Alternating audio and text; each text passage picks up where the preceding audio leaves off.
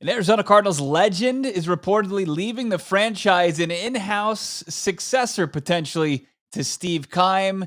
What's going to happen to scouting? Will the team be fully prepared for the 2022 NFL draft? We'll get into that conversation, plus a full preview of the conference championship weekend coming up from our experts here on the Locked On Podcast Network. And what's the number one position priority for the Arizona Cardinals going into this offseason? It's Bo Brock. It's Alex Clancy. We're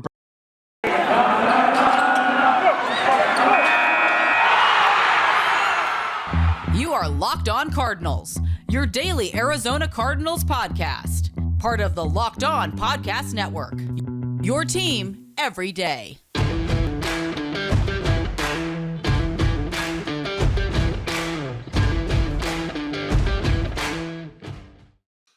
What's going on? Thanks for joining us here, Locked On Cardinals, part of your Locked On Podcast Network, your team every day. Bo Brock, Alex Clancy, as we flip sides. Thank you for doing that, Alex. Come on, bro. We're in our proper spots, as you can see below me. My name, my Twitter handle, at Bob Rack, if you're just listening to the podcast, free across all platforms, and at Clancy's Corner to follow Alex.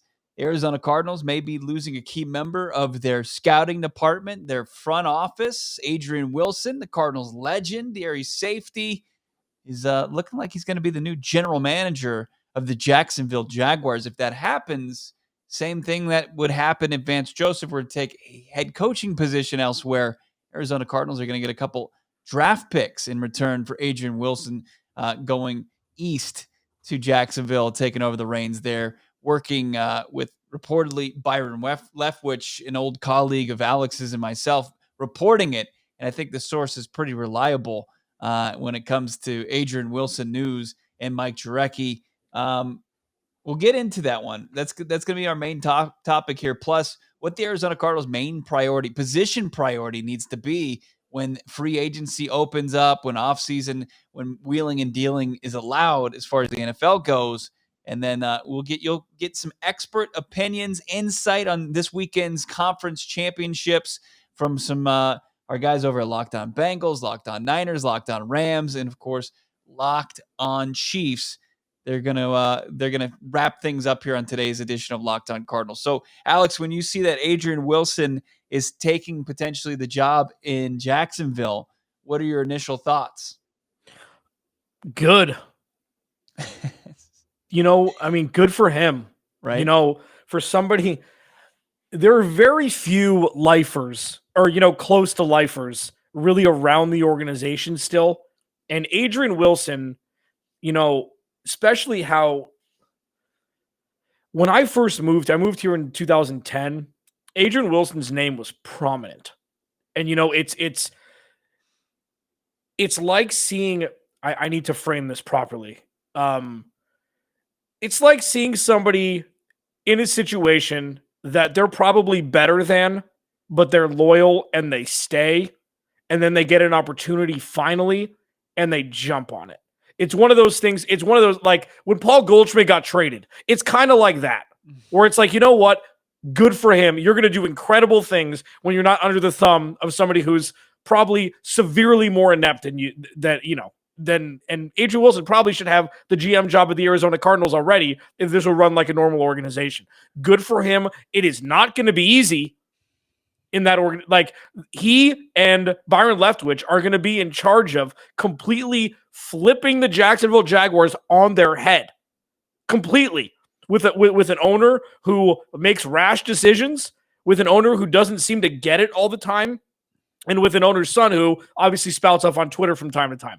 I think this is a home run for Jacksonville. And even with Byron Leftwich, like obviously, yeah, we saw Byron Leftwich up close and personal. It was a kind of a questionable bump up once they fired Mike McCoy, because we had no idea. Mm. We had no idea. Just because people play in the NFL and they play quarterback doesn't mean they're going to be good coaches. And he just moved in so seamlessly under BA. And BA is the kind of guy that'll teach you. Andy Reid's the kind of guy that'll teach you. Bill Belichick's coaching tree is terrible, probably because he doesn't teach his coaches very well. He kind of does his thing, they do their thing. So this is, when I saw this initially started to roll downhill, I was like, this is home run all around. Yeah, I mean, it's unfortunate for the Arizona Cardinals. Yeah, except for the Cardinals. To give both of them, not just one, but both of those guys their start. in their respective, jobs. I mean, as far as Byron Leftwich, he got to kind of intern and start his, slowly under BA and then continue with the next coaching staff. And he was probably the best coach outside of Jeff Rodgers on Steve Wilkes's coaching staff, promoted, as you mentioned, to offensive coordinator midseason after the Mike McCoy experiment was a complete disaster, a 3-yard dive each and every play. Every play, it seemed like. I like both of the moves because, Byron Leftwich, and we'll get to A-Dub here because he deserves most of the talk here because he is a Cardinals legend. He's in the Ring of Honor, and he's not only shined on the field but in the front office for this organization. I think Byron Leftwich is just a football lifer. He speaks football. He can teach it very well to younger players, and he played the position of Jacksonville's number one asset, and that's Trevor Lawrence. I mean, his priority is going to be developing Trevor Lawrence, who had a very poor season, 9 touchdowns, 17 interceptions, and he's going to be able to avoid the dysfunction and the soap opera nature that Jacksonville was operating under with Urban Meyer. So I like the hire potentially of Byron Leftwich. As we record this, it isn't official, so things can change. Hopefully we don't have to just light this podcast on fire, but I think it's going to happen. I trust the source. The guy reporting it is somebody that doubles and triples and checks his details and as far as inside knowledge. But Adrian Wilson he approached his front office position, in his scouting position exactly like he approached his playing safety and playing being that first real hybrid player in the organization that I feel Steve Keim has been chasing ever since Adrian Wilson was released from this franchise and then ended up hanging it up. And I think what he really does possess the ability to do is understand the business side of the NFL, because he was with this organization. He was proud to be a part of this organization, a pillar of this organization, and then one day was told he can't play for the Cardinals any longer, and he didn't take it personally. He went in and he signed with the New England Patriots. He didn't make it through training camp. He got to experience that first-class organization, saw how it operated with Tom Brady there and Bill Belichick, and kind of got to experience that. And then when it came time to take the next step, he started from the bottom. I mean, he started as a scout, and in 2015 worked his way up, and then he was kind of the vice president of scouting for the Arizona Cardinals. So we'll see, if they're behind the 8 ball as far as this year's draft and how things could potentially change. Are we going to see Steve Keim without Adrian Wilson in the war room start to look back at those small school guys and make the same mistakes without A-Dub there? I hope that's not true. I don't know what his influence was, Adrian Wilson was. See, that's interesting. Let me ask you that. So does he get any blame for this? Yeah.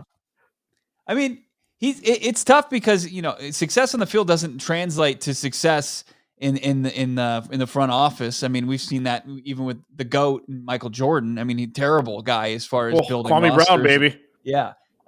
So I don't know. I think he should. I mean, as far as scouting guys and what they bring to the table, you're impressed by everybody's skill set, but there is a difference between finding a guy who has great skills and whether or not it's going to translate to the NFL. And the Arizona Cardinals have fallen short in that. And I think it's a piece of it. We'll see. I mean, we're going to get a not just a test. Adrian Wilson's going to be making all the moves for Jacksonville, so we'll see right away. Was he handcuffed a little bit by who's ahead of him making the That's interesting decision. too. Yeah, he might have been trumped anyways. But we don't know. I mean, again, speculation, just an interesting thing. Was Adrian Wilson part of the problem? Probably not, but it's just an interesting thing. I mean, he's the vice president to, the president of the Cardinals, as it were. Here's what I'll say though. I think there's a little bit of, I think Adrian Wilson is an Arizona Cardinal. Mm-hmm. I think he is. And if it came down to it, even though he just, if he takes the job in Jacksonville, if Arizona called him after the Steve Keim era and said, "Hey, we want you to come and save our franchise that needs you," I think he takes it. I think he wouldn't be, even though Jacksonville gave him his first legit shot. The Arizona Cardinals are near and dear to his heart. That if things went south, even more so with Keim, that you could get A-Dub back in the building. Well, yeah, I mean, I don't know. Like, I'm sure he'll sign a 3 or 4 year deal. I mean, I'm assuming that Right. he's not. Well, like, Steve Keim is never going to get fired. Like, this isn't, I mean, it's, and you know what? And we had a couple people reach out to us on Twitter, like, okay, enough about Steve Keim. This is the uncomfortable stuff. It's starting. I've been teasing it all regular season. There's going to be weird conversations. They're going to happen a lot because this ecosystem, Viva Los Biodome, isn't back to where it was before Pauly Shore and whatever Baldwin ransacked through it. Okay, because that's where we are now. It was good, ransacked second half of the season, and it's got to rebuild and, make filters out of all the cigarette butts after the party. Yeah, we need that qualifier in there. What the people who reach out to us on social media need to understand is we've got new listeners each and every day, and I don't want anybody to listen to this podcast under the assumption that we're okay with how things have been going as far as that side of things in the Arizona Cardinals. Just we do a daily podcast. We have new listeners pop on all the time. They don't listen on a daily basis. We appreciate all those who make us your first listen. But look, there's people that pop in and they have the same frustrations as we do. We just want to make sure that nothing gets lost and that we're sitting there with our Steve Keim pennants and saying, "Hey, let's go, Keim. Let's keep it up. Keep up the good work, buddy." Because we're not. I mean, things that I think my feeling is where the biggest drop off was for this organization down the stretch was its lack of depth. But we'll have way more time this offseason to deep dive that. We are going to get into with the Arizona Cardinals, what their number one priority should be position wise, whether it's free agency in the draft, where they need to upgrade this offseason. And they're going to do it without potentially Adrian Wilson in the front office.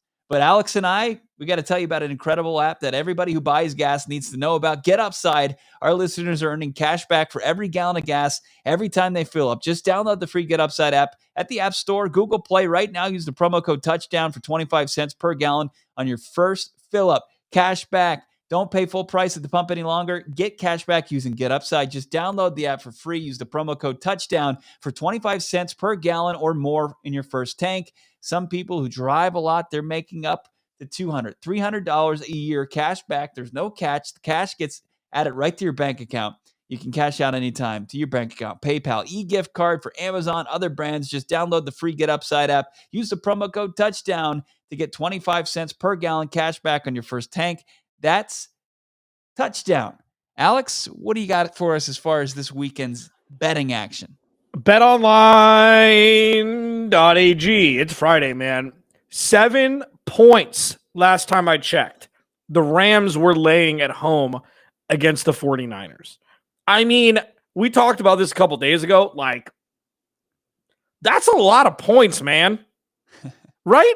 Isn't that a lot of points? Well, either way, if you like it, if you like laying them, if you like taking them, BetOnline has got you covered. They'd like to wish you a happy new betting year. No, not a happy birthday, like Cody Rourke from Locked On Broncos did earlier today. Cody called you out as we continue our march through the playoffs and beyond. BetOnline remains the number one spot for all the best sports wagering action for 2022. It's a new year. They've got a new updated desktop and mobile website. So go there, sign up today, receive a 50% welcome bonus on your first deposit with promo code Locked On. Go to the website or use your mobile device today to receive a 50% welcome bonus on your first deposit using promo code Locked On. From football, basketball, hockey, boxing, UFC, all the way to all your favorite Vegas casino games. BetOnline's where it's at, man. BetOnline is the fastest and easiest way to wager on all your favorite sports. BetOnline, where the game starts. Thanks for making Locked On Cardinals your first listen each and every day. Free across all platforms. If it's free, it's for me. If it's free, it should be for you as well. All you got to do is put up with some of our ad reads where Alex will ad lib, and sometimes it's entertaining and sometimes it's not. But we appreciate our great sponsors and keeping everything free, including a message from Built Bar coming up and also insight on this week's games coming up shortly here on Locked On Cardinals. So when we look at this Arizona Cardinals team and where it fell short this year, there was several areas. I don't think you could knock down, where they had strengths at the end of the season. Even at the quarterback position, I think Kyler Murray would admit that he didn't finish strong. Alex, when you look at it where the team needs to invest, it's some of its draft picks and its free agent dollars. what's the number one position priority for you for this Cardinals team in the 2022 offseason? Oh, man. I mean, there's so many. Like, there's not so many. I mean, this isn't like the worst defense, but I still think it's offensive line. I mean, I know the defensive line is probably the easy way to say it. If you can get somebody to shore up the run defense for the Cardinals, but we saw what happens when Kyler Murray is not protected. Mm-hmm. We saw what happened early in the season when the offensive line was playing out of their minds. It's still offensive line for me. A guard on either side of Rodney Hudson, that's who you draft. Because the other three, I feel like Rodney Hudson is all pro, and the two guys on the outside are fine. When the guards aren't equipped to do what they do, it makes the tackles look worse. I would draft the best guard on the board at 23. There's going to be some interesting guards available in free agency. Brendan Scherf from Washington. We'll see if he ends up staying there, kind of an injury risk. You've got Laken Tomlinson from San Francisco. There's going to be options, but people are going to have to pay a premium, as they always do when any free agent offensive lineman hit the market. Like, the number just goes up a little bit more. It's not the most cost-efficient way to rebuild your offensive line. Steve Keim traditionally hasn't done it through the draft. He drafted DJ Humphries. I guess you can call him a success. He made it. He's the only Cardinals first rounder to make it to a second contract in the Steve Keim era. When you look at that offensive line, I'd love to see them invest some draft capital into it. In the defensive line, absolutely. Where this defense, its biggest issue was stopping the run, and it starts up front. And they just didn't have anybody. Poor Corey Peters, to the guy. I mean, he gave his all, and he's given his all for this organization. He just hasn't been helped out by really anybody else on the interior of that defensive line. So we'll see if what they do, because they do have money to spend, and they can kind of finagle their cap to get a lot of money to spend to make a splash. But you got to imagine they've got to retain guys and to add depth. They've got to spread the money a little bit better than they have the last couple off seasons. I think also the wide receiver position is something that still remains an issue. I mean, and I don't think the best way to do it is, even though I've outlined Steve Keim's inability to draft players, if you make it simple for him and say, hey, Jamison Williams, if he's available, you pull the trigger. I don't care about his ACL injury. He went to Alabama. He's a surefire prospect. He's over 6 feet tall. He's a playmaker. You need two playmakers for Kyler Murray. You just have to have it. It's imperative now going forward for Kyler Murray's success, because everybody has it. I mean, look at the playoffs right now. Each and every team has multiple playmakers, where Kyler Murray has one reliable playmaker, and when he went down, the offense couldn't produce points. Yeah, but you can't draft a wide receiver at 23, right? Why not? What was Justin Jefferson? Yeah, he was there. But I mean, they haven't eaten their vegetables yet. Every offseason, they haven't eaten their vegetables yet. It wasn't Tristan Wirfs. It was Isaiah Simmons. It wasn't Greg Newsome. It was Zaven Collins. They haven't eaten their vegetables yet. They don't get dessert. You don't deserve a wide receiver. You can't. They're going to draft a wide receiver at 23. This is, as Bo mentions multiple times a week, the definition of insanity, doing the same things, expecting different results. They should draft a corner also. I'm going to flip-flop 46 times before the draft. 22nd was Justin Jefferson, by the way. 22nd. Yeah, right. No, and I'm sure that's the sweet spot. Late first, early second. I get it, for teams that deserve it. Okay? The Cardinals don't deserve it, even though they need it. He's going to draft a wide receiver in the second round. It's what he's going to do. It's what happens every year. Yeah. Yeah, but what's crazy is, like, Cincinnati didn't eat their vegetables either, and they were rewarded. But at the same token, they were sitting there and they were staring down the top wide receiver prospect in the draft. You're not going to be sitting there at 22 or 23, but like Minnesota was sitting there. They wanted Justin Jefferson. They're like, well, we got Philly in front of us, and Philly makes the decision to take Jalen Reagor instead. Jalen Reagor. Woo! What a misstep that was. But the Arizona Cardinals, I don't know if I answered the question. I think as sexy as that is, you have to look at the offensive and defensive line, and where your biggest weakness was the defensive line. Yeah. And you build it, but I don't mean take, a defenseman again in the first round for the third consecutive season. I mean, that hasn't exactly been working out either. So if he drafts a linebacker, Bo's quitting the podcast. He told me. But it's like Steve Keim finally, maybe with Adrian Wilson leaving the building, like he can give up that dream of finding the next A-Dub again. It's like this safety that can play linebacker. He's been doing it his entire GM tenure. Steve Keim's not Jimmy Johnson, okay? This isn't 1993 when Jimmy Johnson just rolled that into Dallas or in Miami when he was there first. He revolutionized the linebacker position forever. He dropped safeties and corners to play linebacker. That ain't this. Yeah. Okay? Like, any position they're going to draft is right, and any position they're going to draft aside from offensive line or defensive line is wrong. Like, it is a conundrum that we had last year as well. Like, the one no-no last year was running back. Okay? That was the no-no. It was Najee Harris was there. It was a no-no. I think that was the right call. Like, even though Najee Harris is going to be great, like, well, I mean, who the hell knows? I mean, Najee Harris may be a better pro than Zaven Collins, but the amount, and listen, I haven't dived at all into the draft yet. Yeah. I'm not these maniacs. Like, I'm not Joe Krabs and Joe Marino, or what's Kyle Krabs and Joe Marino. Mm-hmm. I'm not insane like them doing this since like August of last year, but there are like corner, offensive line, defensive line, wide receiver, sure. And if Vance Joseph takes the Miami job, they're going to get a compensatory third-round pick this year. So they get a first, a second, and 2/3, and no fourth or fifth-round pick. The fifth was for Zach Ertz, and the fourth was trading up for Marco Wilson. So this is what happens when you trade for players and you can't draft for expletive. You don't have draft picks the next year because you can't draft. Yeah. So, but I mean, yeah.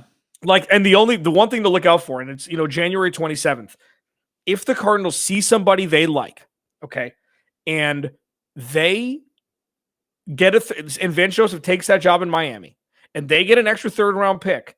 Well, Adrian Wilson's he's gonna get one of those for you. Oh, that's right. Okay, cool. Yeah. So my point is that if you get you get an extra third, okay, you better believe that if there is a guy 10 spots higher, the Cardinals are going to take that first round and that extra third round and move up. Like, 23 is a very interesting spot.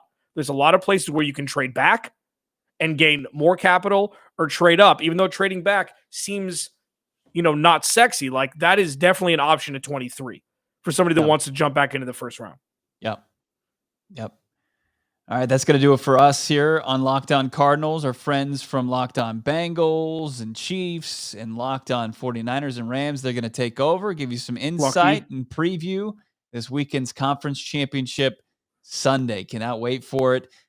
They'll take over on the other side. But first, I got to tell you that, of course, it's a new year and it's a new you. You've got that resolution to get into shape. And Built Bar is the protein bar that tastes like a candy bar, even better than a candy bar. That's going to be your secret weapon to sticking to your resolution. Most Built Bars, they've got 130 calories, 4 grams of sugar, 4 net carbs, and 17 grams of protein. Compare that to a candy bar, which is just trash that you're putting in your body. 240 calories, 30 grams of sugar, and dozens of net carbs. Nobody's like mistaking a candy bar for a protein bar, right? Nobody's sitting there crushing a workout and throwing down a Twix bar, right? I mean, be smarter than that. Twix is good, but not as good as a Built Bar. Go to Built.com, use the promo code LOCKED15. That's LOCKED15 to get 15% off your order. That's use the promo code LOCKED15 for 15% off at Built.com. Coming up, Championship Sunday is just days away, and we've got to punch 2 tickets to the Super Bowl. Who will serve as the reigning AFC and NFC champions for the year to come? We'll find out what each team still standing needs to do to earn a conference title on Locked On Now NFL.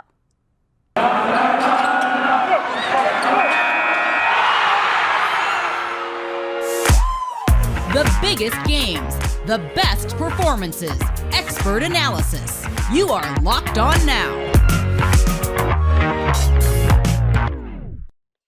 You're You're listening to Locked On Now NFL, local experts on the biggest stories throughout the NFL. I'm your host, Kim Becker, and thanks so much for making Locked On Now your first listen every weekday.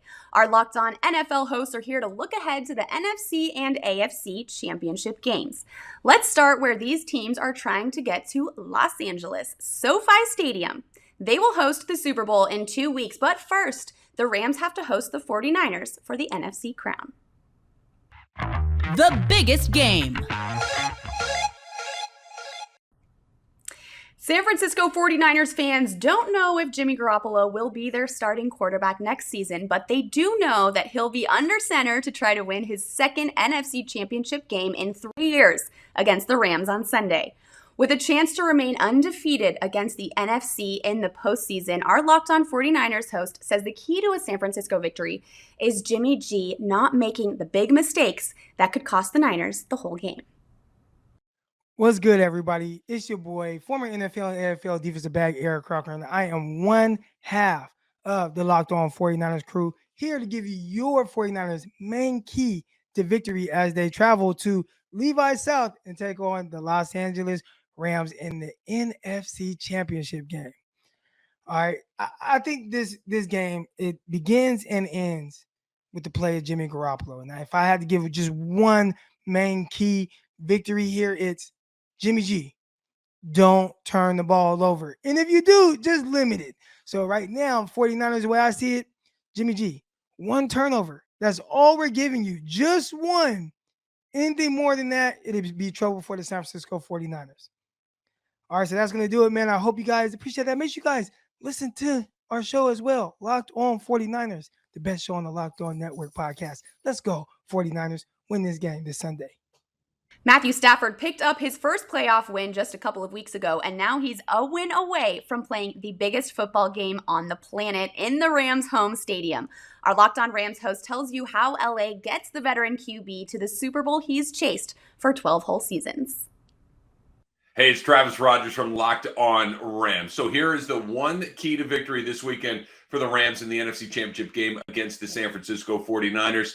Remember when you used to play with matches as a kid and maybe you'd get away with it once in a while, and a couple of weeks, months, years later, you realize how bad of an idea that was, that you could have burned the whole house down? That was the Rams in Tampa against the Bucs. They were playing with matches. They turned it over way too many times. 4 turnovers in that game. Somehow they escaped. Somehow they beat Tom Brady despite turning it over 4 different times. If they're going to beat the Niners, they simply cannot do that. They might be able to get away with 1. 2 is probably the end of the wrap. And anything more than that, it is absolutely not going to happen for you there. You can check out more about the Los Angeles Rams on my podcast, Locked On Rams, part of the Locked On Podcast Network. It is free and available on all platforms. Your team every day. The Kansas City Chiefs played the Cincinnati Bengals just a few weeks ago at the end of the regular season, and Cincy won. So how do the Chiefs make sure that that doesn't happen again with a trip to the Super Bowl on the line? Our Locked On Chiefs says a combination of learning from the mistakes of that game and keeping the momentum going from last week will add up to a big win. But he has more on the details. The AFC Championship game comes down to 2 things for the Kansas City Chiefs. Can Patrick the Reaper Mahomes continue his run as we saw against the Bills? And can the Chiefs defense and its staff learn its lessons from the last time they played the Cincinnati Bengals? I'm Ray Tracy from Locked On Chiefs, and that's what it comes down to. You saw an extraordinary effort by the offense, Patrick Mahomes, Travis Kelce, Tyreek Hill, to not only get to overtime, but then win it. They don't need to do that. They have to avoid it, in fact, in order to get this win against a team that is nearly as explosive. On the other side, you have to be careful if you're Steve Spagnuolo or anyone out there on the field on the defensive side of the ball to not overreact to what you saw the last time when Jamar Chase destroyed that secondary on a circus catch after circus catch. Tyrann Mathieu should be back and playing in this ballgame. That helps. You have to adjust, and you have to play over the top, and you have to try to take Chase and limit him, not take him away, because then you're devoting too many other resources to that, and someone else is going to hurt you. I think they're going to play more zone. I think they have to back off and let Joe Mixon hurt them if he can. They'll live with that, and that will get them the win. For more on this game and your Chiefs, check out Locked On Chiefs. We're free on every platform. We're part of the Locked On Podcast Network, your team every day. Joe Burrow took a beating last week as he fought his way into the AFC Championship game. And while Cincinnati does already have a win against Kansas City under its belt this season, our Locked On Bengals host says that the team can't get a second one if it doesn't keep its quarterback on his feet. Will the Bengals take down the Chiefs on Sunday in Kansas City and advance to the Super Bowl? Hi again, everyone. I'm James Rapien of the Locked On Bengals podcast, and that is the question going into this epic AFC Championship game between two teams that played each other this month. They played each other on January 2nd at Paul Brown Stadium. The Bengals came out victorious 34-31, overcoming three different 14-point deficits. I expect Sunday to be a different story. The Bengals can't fall behind against this Chiefs team by 2 scores and expect a rally on the road. But the number one key, protect Joe Burrow. Burrow was sacked 9 times last week against the Titans. He was hit 13 times. And yeah, the offense had 19 points. Well, 19 points isn't going to cut it against Patrick Mahomes. The magic number, 40. If they can somehow get to 40, you feel good about their chances. How do they do that? They keep Joe Burrow upright. If they do that, he can distribute the ball to all of his weapons, including Jamar Chase, T. Higgins, and Tyler Boyd. And the Bengals just might sneak in to the Super Bowl. For more, make sure you check out the free and the only daily Bengals podcast, Locked On Bengals, part of the Locked On Podcast Network. That's a wrap for us here. Thanks so much for making Locked On Now your first listen every day. For more on the National Football League and your team, make your second listen Locked On NFL and your team's Locked On podcast. I'm Kim Becker. This has been Locked On Now, Locked On your team every day.